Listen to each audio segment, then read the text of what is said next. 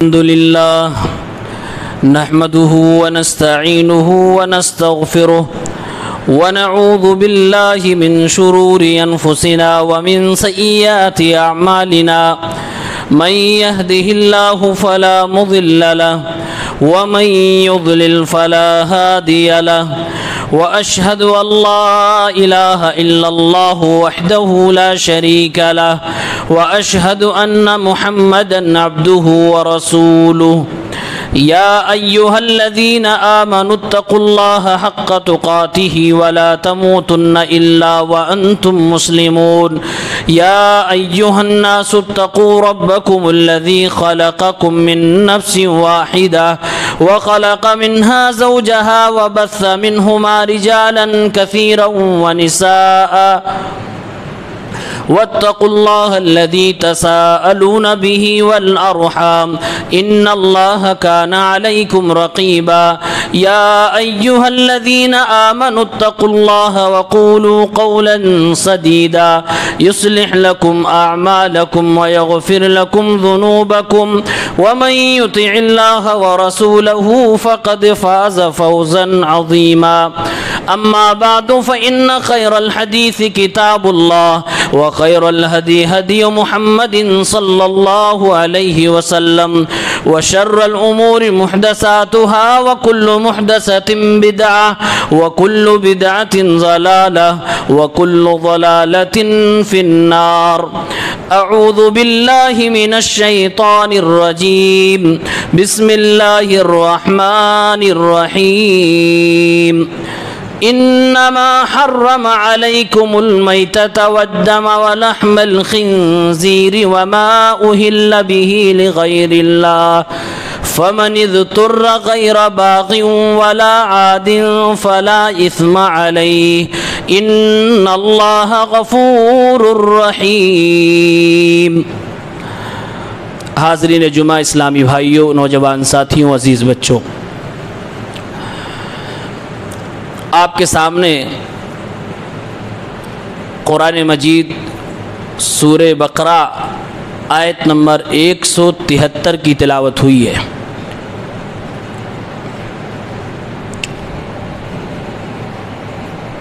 اس آیت کا تعلق اس بات سے ہے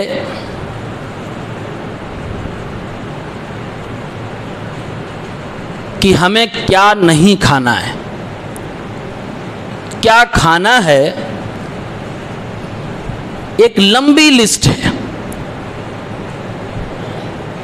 اور کیا نہیں کھانا ہے یہ مختصر لسٹ ہے۔ اس لیے حکمت کا تقاضا یہ ہے کہ کیا نہیں کھانا وہی بتا دیا جائے، اس کو چھوڑ کے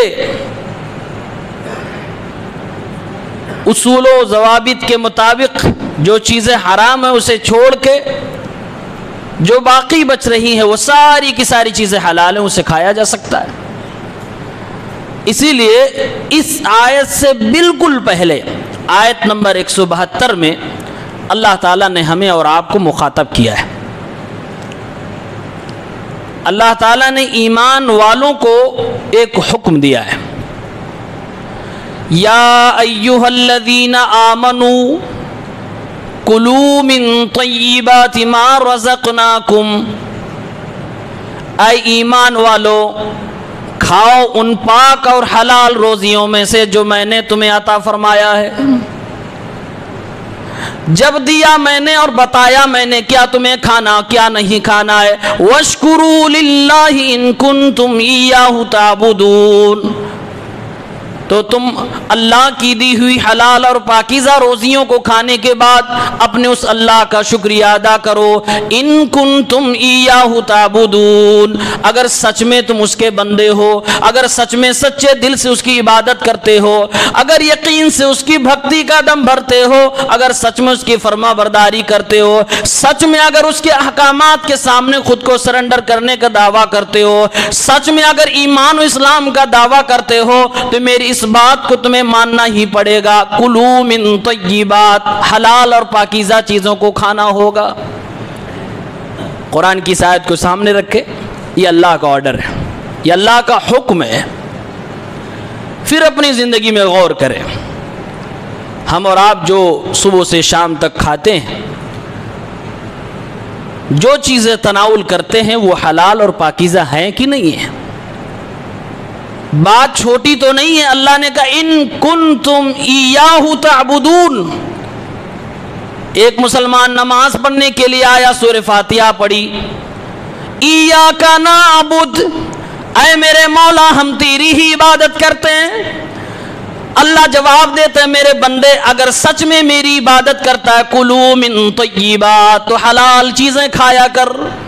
یہ تو تیرا دعویٰ ایاک نعبد، اے اللہ ہم تیری عبادت کرتے ہیں، تیرا دعویٰ ہے. اگر تو اس دعوے میں سچا ہے، کلو من طیبات ما رزقناکم، تو میری دی ہوئی حلال اور پاکیزہ روزیوں میں سے ہی کھایا کر، حرام چیزوں کے قریب نہ جایا کر.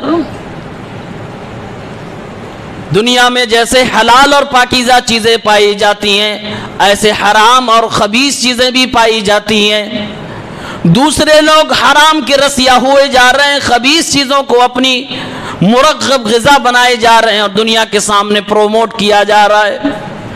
مہنگے مہنگے ایڈورٹائز کے ذریعے سے اس کا پرچار کیا جا رہا ہے، تاکہ مسلمان اپنے رب سے جو دعویٰ کر رہا ہے ایاک نعبد، اور اس کا رب کہہ رہا اگر سچ میں عبادت کرتے تو حلال کھاؤ، مسلمان اپنی عبادت کے معاملے میں ڈھیلے ہو جائیں، مسلمانوں کی غذا حرام ہو جائے. جب غذا حرام ہو جائے گی پھر دعائیں قبول نہیں ہوگی، پھر ان کو مارا جائے، ان کی دعائیں اللہ کے سامنے قبول ہی نہ کی جائیں گی، یہ کمزور ہو جائیں گے. ہماری اور آپ کی سب سے بڑی اور مضبوط چیز کیا ہے؟ دعا ہے اللہ رب العالمین سے. صحیح مسلم میں 1015 نمبر پر روایت، اللہ کے نبی صلی اللہ علیہ وسلم فرماتے ہیں ان اللہ طیب لا يقبل الا طیبا.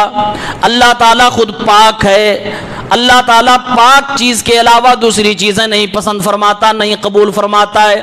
اور اللہ نے اپنے عام بندوں کو بھی وہی حکم دیا جو اپنے رسولوں کو حکم دیا تھا. قرآن میں سورہ مومنون کی آیت نمبر 51 میں اللہ تعالیٰ نے اپنے رسولوں کو حکم دیا یا ایھا الرسل کلوا من الطیبات واعملوا صالحا انی بما تعملون علیم. اے میرے بندو، اے میرے چیدہ چنیدہ، میرے منتخب بندوں، اے میرے نبیوں، اے میرے رسولوں، تم اللہ کی حلال اور پاکیزہ روزیوں کو کھایا کرو اور نیک عمل کیا کرو. جو کچھ تم کرتے ہو ساری چیزیں میں جانتا ہوں. یہی حکم اللہ نے رسولوں کو دیا. سیم یہی حکم اللہ تعالیٰ نے سورہ بقرہ کی آیت نمبر 172 میں ہم اور آپ کو نبیوں کا کلمہ پڑھنے والوں کو حکم دیا یا ایھا الذین آمنوا کلوا من طیبات ما رزقناکم. اے ایمان والو، جو ہم نے تمہیں حلال اور پاکیزہ روزیاں عطا فرمائی ہیں اسی کو کھایا کرو. واشکروا للہ، اور اپنے اللہ کا شکریہ ادا کرو اگر سچ میں تم اس اللہ کی عبادت کرنے والے ہو. اللہ کے نبی یہ دونوں آیتیں نبیوں والی اور پھر عام مسلمانوں والی پیش کرنے کے بعد فرماتے ہیں اے میرے صحابہ کرام، اے میری امت کے لوگوں، ایک آدمی کا تذکرہ میں تم سے کرنا چاہتا ہوں. سفر میں انسان اللہ سے دعائیں کرے، اللہ کے نبی کا وعدہ کہ اللہ تعالیٰ اس کی دعا کو رد نہیں فرماتا، ضرور قبول فرماتا ہے. اللہ کے نبی فرماتے ہیں ایک مسافر ہے، اپنی سفر میں جا رہا، پریشان حال ہے، پراگندہ اس کے بال ہیں، جسم سے سفر کے نشانات ظاہر ہو رہے ہیں، پریشانی کے عالم میں ہے. اب سفر کی حالت میں ایک پریشان حال انسان یمد یدیہ، اپنے دونوں ہاتھوں کو اللہ کی طرف اٹھا کر دعا کرتا ہے، اللہ سے کچھ مانگنے لگتا ہے. اللہ کے نبی فرماتے ہیں مطعمہ حرام، مشربہ حرام، وملبسہ حرام، وغذی بالحرام، فانا یستجاب لذلک. اس بندے کی دعا اللہ کیسے قبول فرما لے جبکہ اللہ نے حلال کھانے کا حکم دیا. اس کا کپڑا بھی حرام پیسے کا، اس کا پینا بھی حرام کا، اس کا کھانا بھی حرام کا، جسم کے اندر کا گوشت پوش جو پلا بڑا وہ بھی حرام غذاؤں سے پڑا. فَأَنَّا يُسْتَجَابُ لِذَالِكَ. اللہ تعالیٰ اس کی دعا کو کیسے قبول کر لے؟ ایسے انسان کی دعائیں کس قدر قبول کر لی جائیں گی؟ کیا میسج دیا آپ صلی اللہ علیہ وسلم نے کہ اگر غذا حلال نہیں، کپڑا حلال نہیں، پینا حلال نہیں تو اللہ رب العالمین دعاؤں کو قبول نہیں فرماتا ہے. ایک مسلمان کے لیے اس سے بڑی کوئی بدنصیبی نہیں ہو سکتی کہ وہ رب جس سے آپ لو لگائے بیٹھے ہو، مصیبتوں میں جس کو پکارنے کا دم بھرتے ہو، جس کو رب العالمین کہتے ہو، وہ رب فرما رہا ہے تمہاری دعائیں میرے تک اس وقت تک نہیں پہنچیں گی جب تک کہ اپنی غذا تم حلال نہیں کرو گے۔ اگر تم نے میری حرام کردہ چیزیں کھائی تو میں تمہاری دعاؤں کو رد کر دوں گا۔ یہ بہت بڑی بدنصیبی ہے مسلمانوں، اگر دعائیں رد کر دی جائیں۔ اس روئے زمین پر مسلمان کا سب سے بہترین اور مضبوط ہتھیار دعا ہی ہے۔ سارے انبیاء نے اسی دعا کو اپنایا تھا اپنے اللہ سے جڑنے کے لیے۔ اللہ کے نبی صلی اللہ علیہ وسلم فرماتے ہیں جسم کا کوئی بھی حصہ، کوئی بھی گوشت، کوئی بھی ٹکڑا اگر حرام غذا سے پلا ہوا ہے، حرام چیزیں کھا کھا کے انسان اپنے آپ کو مضبوط و توانا بنایا ہوا ہے، النار اولا بہ، انسان کی چاہت ہے کہ جنت میں جائیں، لیکن میرے نبی فرما رہے ہیں کہ حرام سے بنا ہوا پلا ہوا جسم تو جہنم کا زیادہ حقدار ہے۔ اسی لیے صحابہ کرام کو دیکھیے حرام غذاؤں سے کیسے بچا کرتے تھے۔ ابو بکر صدیق رضی اللہ تعالیٰ عنہ کا ایک غلام تھا، وہ حضرت ابو بکر صدیق رضی اللہ تعالیٰ عنہ کو خراج دیا کرتا تھا۔ تھوڑے تھوڑے دنوں پہ کچھ چیزیں حضرت ابو بکر کو لا کر دیتا تھا، کیونکہ حضرت ابو بکر کا وہ غلام تھا، اس کے اوپر کچھ ذمہ داری حضرت ابو بکر نے ڈالی تھی کہ مجھے لالا کے دینا، چنانچہ وہ اپنی ذمہ داری ادا کرتا تھا۔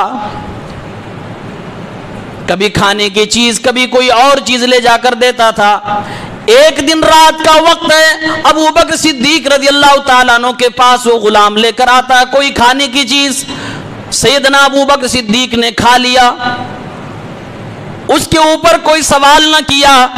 ان کے غلام نے فرمایا اے ابو بکر صدیق، میرے آقا، میرے سردار، اتدری ما ھذا، کیا آپ کو معلوم بھی ہے کہ جو آج ابھی آپ نے میرے ہاتھوں سے کھایا ہے وہ کون سی چیز ہے، کیسا مال ہے، کہاں سے میں لے کے آیا؟ فرمانے لگے مجھے معلوم نہیں۔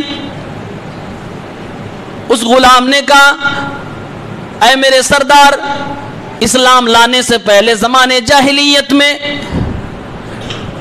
میں کہانت کا کام کیا کرتا تھا، میں نجومیت کا کام کیا کرتا تھا، لوگوں کے بھوش بتایا کرتا تھا، جبکہ مجھے بھوش بتانا آتا بھی نہیں تھا۔ مجھے وہ حرام والا علم وہ بھی نہیں آتا تھا، لیکن میں دھوکے دے دے کر لوگوں کو اس طرح کی کچھ چیزیں بتایا کرتا تھا۔ ایک آدمی کو میں نے کچھ بتایا تھا، اتفاق سے وہ بات صحیح ہو گئی، پھر ملاقات نہیں ہوئی تھی۔ آج وہ آدمی ملا، اسی کہانت کے بدلے میں، اسی حرام کام کے بدلے میں اس نے آج مجھے اجرت دی ہے، یہ چیز جو میں نے کھلایا وہی اجرت ہے۔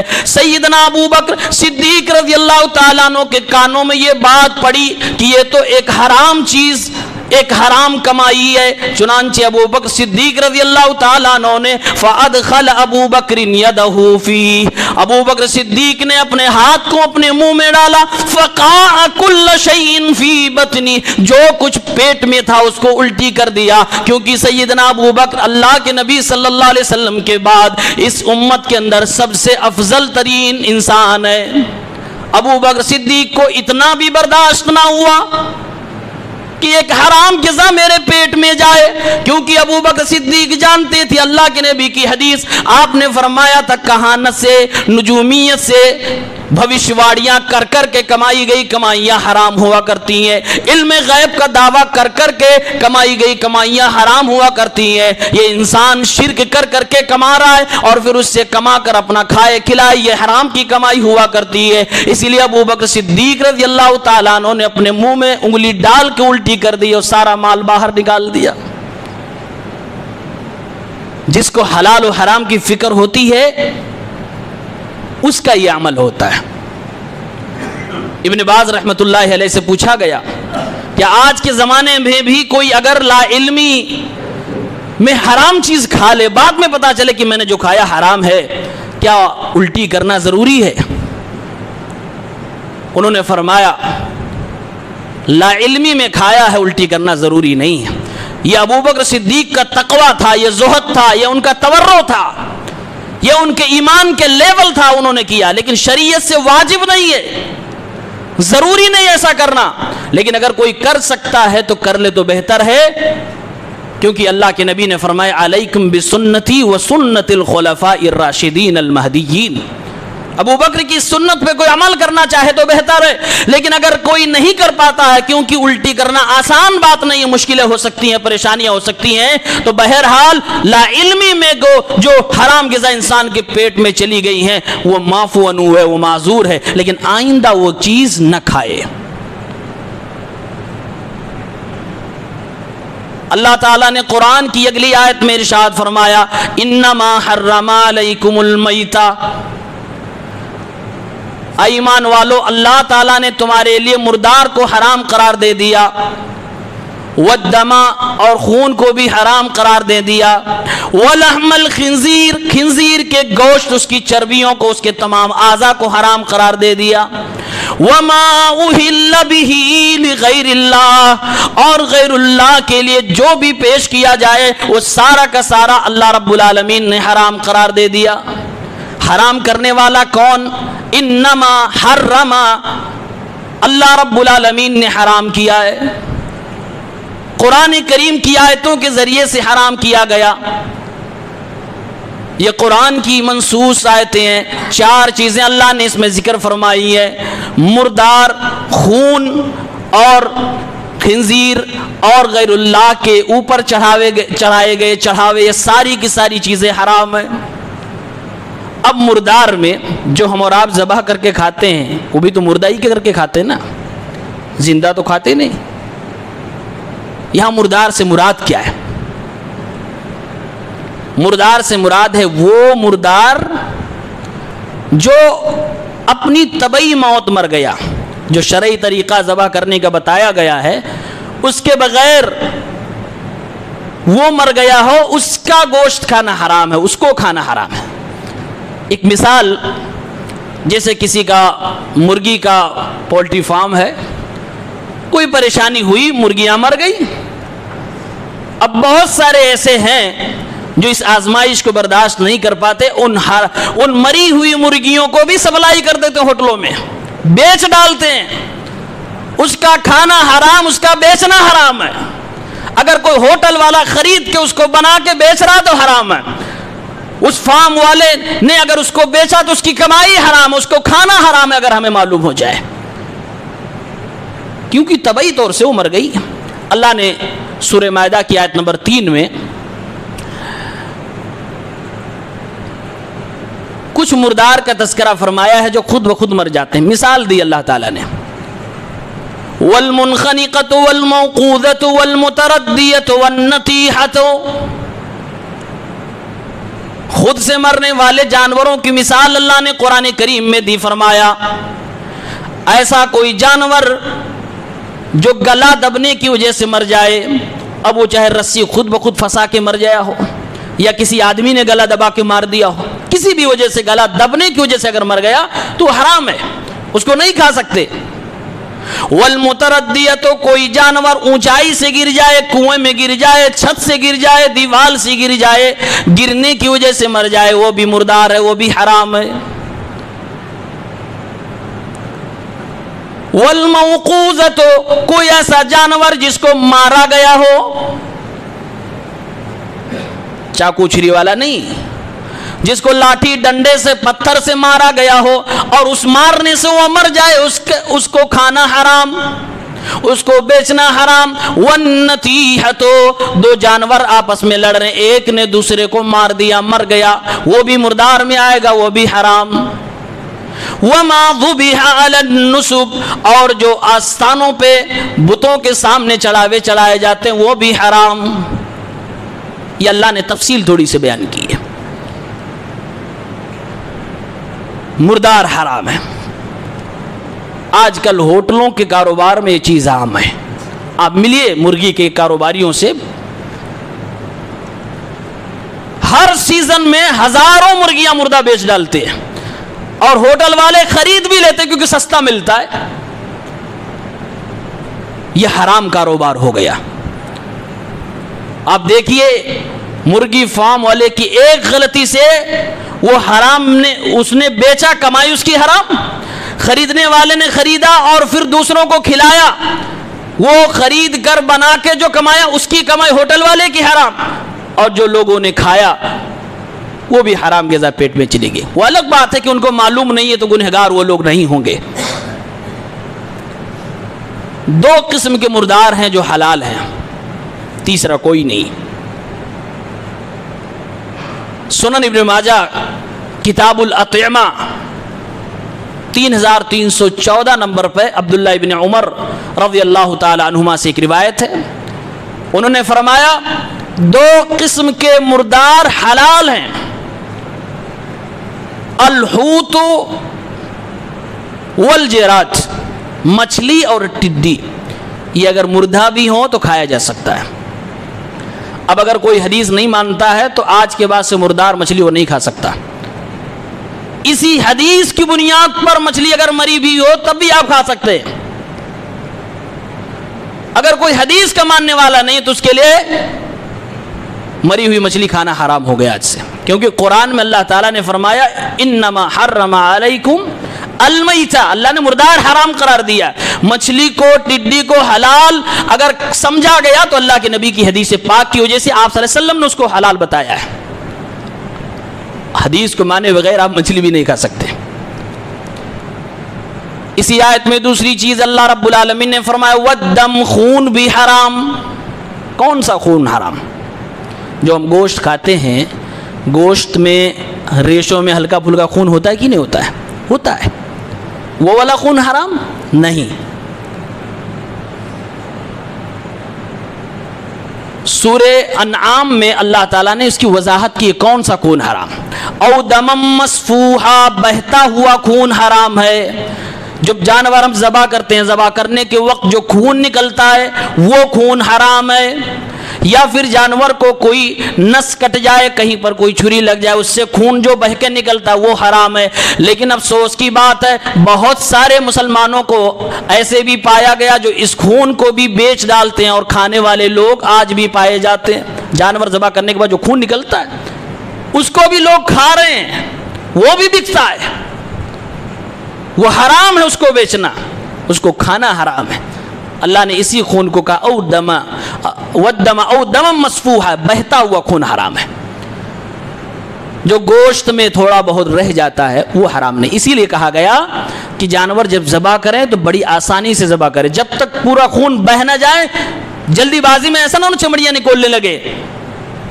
پوری طور سے جو خون نکلنا ہے وہ آسانی سے نکل جائے مکمل, اس کے بعد پھر اس کی چمڑیوں کو اتارا جائے, اس کو بوٹیوں میں تبدیل کیا جائے, کھانے کے قابل بنایا جائے. خون میں بھی اللہ کے نبی صلی اللہ علیہ وسلم نے اسی حدیث میں جو میں نے آپ کے سامنے پیش کی سنن ابن ماجہ 3314 میں دو قسم کے خون کو آپ نے حلال کیا ہے. الکبد والطحال, تلی اور کلیجی. کلیجی اور تلی یہ بھی اصل میں خون ہی ہے. اب اگر کوئی کہتا ہے کہ ہم حدیث نہیں مانتے, وہ نہ تلی کھا سکتا نہ کلیجی کھا سکتا ہے, اس کے لیے حرام ہے. حدیث کو مانے بغیر اس کو آپ حلال سمجھ ہی نہیں سکتے. اس کو حلال ہمارے نبی صلی اللہ علیہ وسلم نے بتایا. کلیجی اور تلی حلال ہے کیونکہ نبی پاک صلی اللہ علیہ وسلم کی حدیث. اسی لیے جو منکر حدیث ہیں, اہل قرآن ہیں, وہ آپ کو تلی اور کلیجی کے تعلق سے کہیں گے یہ تو خون ہے, قرآن میں اللہ نے خون کو حرام قرار دیا ہے, مت کھاؤ, حرام ہے.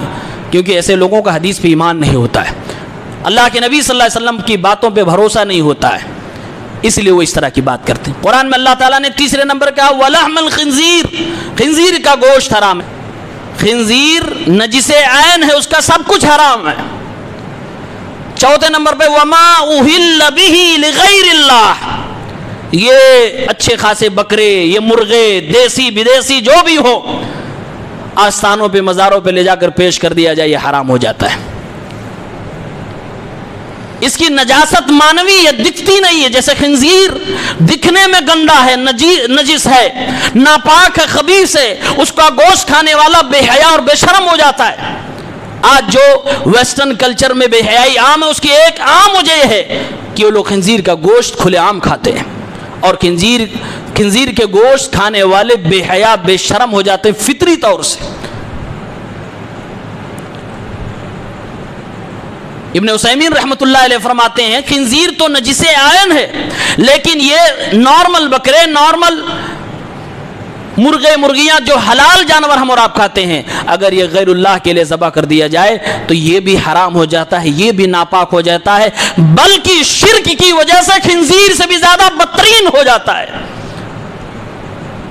کیونکہ خنزیر کا گوشت کسی نے کھایا تو حرام کھایا، وہ بے حیا بے شرم بن جائے گا، لیکن مشرک اس کو نہیں کہہ سکتے ہیں، اور جس نے آستانوں اور مزاروں کے چڑھاوے کھائے وہ خنزیر کا گوشت کھانے والوں سے بھی زیادہ خطرناک مشرک بن جاتا ہے، اللہ رب العالمین کا باغی بن جاتا ہے۔ اللہ نے فرمایا وما اہل بہ لغیر اللہ، یہ میں نے آج قرآن جان بوجھ کے یہاں پر رکھا ہے، احسن البیان ہے، سورہ بقرہ کی آیت نمبر 173 کی، اس کی تفسیر میں دیکھیے کیا بہترین شاندار تفسیر کی ہے، اور دونوں پیج پر اسی ایک آیت کی تفسیر ہے باقاعدہ وضاحت سے۔ سورہ بقرہ آیت نمبر 173، اسی لیے کہتا ہوں جو لوگ گھروں میں قرآن پڑھتے ہیں اس تفسیر کو، مختصر ترین تفسیر ہے جو سلف صالحین کے منہج پر اور صحیح عقیدے کے مطابق لکھی گئی ہے، جس میں آپ کو ابن کثیر کا اور تفسیر ابن جریر کا خلاصہ ملے گا، جو قرآن و سنت کے مطابق تفسیر کی گئی ہے، سلف صالحین کے منہج بھی گئی، اس کو پڑھو، اس سے آپ کے عقیدے کی بھی اصلاح ہوگی، اور قرآن کی آیتوں کا صحیح مطلب کیا ہے وہ آپ کو آسان اور مختصر لفظوں میں مل جائے گا۔ لکھتے ہیں وما اہل، وہ جانور یا کوئی اور چیز جسے غیر اللہ کے نام پر پکارا جائے، اس سے مراد وہ جانور ہے جو غیر اللہ کے نام پر ذبح کیے جائے، جیسے مشرکین عرب لات و عزا وغیرہ کے ناموں پر ذبح کرتے تھے یا آگ کے نام پر، جیسے مجوسی کرتے تھے، مجوسی لوگ آگ کے نام پر، مشرک لوگ بتوں کے نام پر، اور اسی میں وہ جانور بھی آ جاتے ہیں جو جاہل مسلمان فوت شدہ بزرگوں کی عقیدت و محبت اور ان کی خوشنودی و تقرب حاصل کرنے کے لیے یا ان سے ڈرتے اور امید رکھتے ہوئے قبروں اور آستانوں پر ذبح کرتے ہیں، یا مجاورین کو بزرگوں کی نیاز کے نام پر دے آتے ہیں، جیسے بہت سے بزرگوں کی قبروں پہ بورڈ لگے ہوئے ہیں، مثلا لکھا رہتا ہے داتا صاحب کی نظر نیاز کے لیے بکرے یہاں جمع کرائے جائیں۔ ان جانوروں کو چاہے ذبح کے وقت اللہ ہی کا نام لے کر ذبح کیا جائے تب بھی یہ حرام ہی ہوں گے، کیونکہ اس سے مقصود اللہ رب العالمین کو راضی کرنا نہیں بلکہ قبر والوں کو راضی کرنا اور ان کی تعظیم ہے، یا ان کے ڈر کی وجہ سے ہے۔ غیر اللہ سے ما فوق الاسباب طریقے سے ڈرنا یا امید رکھنا یہ شرک ہے۔ اسی طریقے سے جانوروں کے علاوہ وہ چیزیں بھی غیر اللہ کے نام پر نظر و نیاز اور چڑھاوے کی ہوں گی تو وہ بھی حرام ہوں گی، جیسے قبروں پر لے جا کر یا وہاں سے خرید کر قبور کے ارد گرد فقراء و مساکین پر دیگوں اور لنگروں کی یا مٹھائی اور پیسے وغیرہ کی تقسیم کرنا، یا وہاں پر صندوقچی میں نظر و نیاز کے پیسے ڈالنا، یا عرس کے موقع پر وہاں دودھ پہنچانا، یہ سب کام حرام اور ناجائز ہیں، کیونکہ یہ سب غیر اللہ کی نظر و نیاز کی صورت ہیں، اور نظر بھی نماز روزہ وغیرہ عبادت کی طرح ایک عبادت ہے، عبادت کی ہر قسم صرف ایک اللہ کے لیے مخصوص ہے۔ یہ بہترین تفسیر ہے، اس لیے میرے مسلمان بھائیوں اللہ کے کلام سے جڑیے، اور اگر گمراہی سے بچنا چاہتے ہیں تو مستند علماء کو سنیے، مستند کتابوں کو پڑھیے، یہ کتاب صحیح کتاب ہے اور عقیدہ سلف کے مطابق لکھی گئی ہے، اسی لیے اس کتاب کے تعلق سے ان لوگوں نے فتوے دے رکھے ہیں کہ یہ تفسیر ہے ہی نہیں، یہ ایک آدمی کی بات ہے، باقاعدہ نیٹ پہ فتوے اس کے خلاف موجود ہیں، کیونکہ اس سے ان کی دکانیں بند ہو جاتی ہیں، اس سے ان کے کاروبار بند ہو جاتے ہیں، قرآن و سنت کا اصلی پیغام پہنچایا گیا، لوگوں کو پیری مریدی سے نکالا گیا، اس کتاب کے ذریعے سے تقلید کے دلدل سے لوگوں کو نکالا گیا ہے۔ ایک بہترین تفسیر ہے، تفسیر ابن کثیر بہت لمبی چوڑی ہے، تفسیر ابن جریر اور بھی لمبی چوڑی ہے، ہر آدمی نہیں پڑھ سکتا، مختصر ہے، سال بھر میں اگر آپ اپنا ایک رول بنا لیں کہ ہمیں کچھ نہ کچھ پڑھتا ہے، ایک سال میں آپ اس کو ختم کر سکتے ہیں۔ یہیں پر ہماری مسجد میں کئی ایسے لوگ سامنے بیٹھے ہیں جنہوں نے ہندی میں 2-3 بار اس کو پڑھ کے ختم کر دیا ہے، کچھ لوگوں نے اردو میں پڑھ ڈالا ہے، اللہ رب العالمین ہم سب کو عمل کی توفیق عنایت فرمائے۔ یہ جان بوجھ کے میں اسی لیے لایا تھا تاکہ اس سے آپ کو روشناس کرواؤں۔ قرآن پڑھنا ہے، ترجمے پڑھنے ہیں، تفسیر جاننے ہیں، تو ہر ایری گیری نتو خیری نہ پڑھا کریں، ہر گمراہ شخص کی کتاب کو نہ پڑھا کریں۔ صحیح عالم کی مستند جو قرآن و سنت کی بیس پہ بات کرنے والا ہو اس کی کتاب پڑھیں، تبھی آپ ہدایت یافتہ ہو سکتے ہیں، ورنہ گمراہ ہو جائیں گے۔ اگر صرف قرآن کا ترجمہ پڑھیں گے تب بھی آپ اپنے مطلب کی دنیا میں چلے جائیں گے، آپ اپنے حساب سے مطلب نکالنے لگیں گے، پھر آپ گمراہی سے نہیں بچ سکتے۔ اسی لیے اللہ کے لیے اگر ہدایت پہ آنا چاہتے ہیں تو مستند اور صحیح کتابوں کی طرف رجوع کریں۔ اس جیسی اور بھی تفسیریں ہیں، لیکن اپنے یہاں یہ چیز متداول ہے، اس پر ہم اور آپ جڑے اکٹھے ہوں۔ حلال چیز اللہ تعالیٰ نے رحم و کرم کرتے ہوئے اپنے بندوں پہ اسی آیت میں کنڈیشن دی ہے۔ اللہ نے فرمایا فَمَنِ اضْطُرَّ غَيْرَ بَاغٍ وَلَا عَادٍ، جس آدمی کو بہت اشد ضرورت ہو جائے۔ کیا اشد ضرورت ہو جائے؟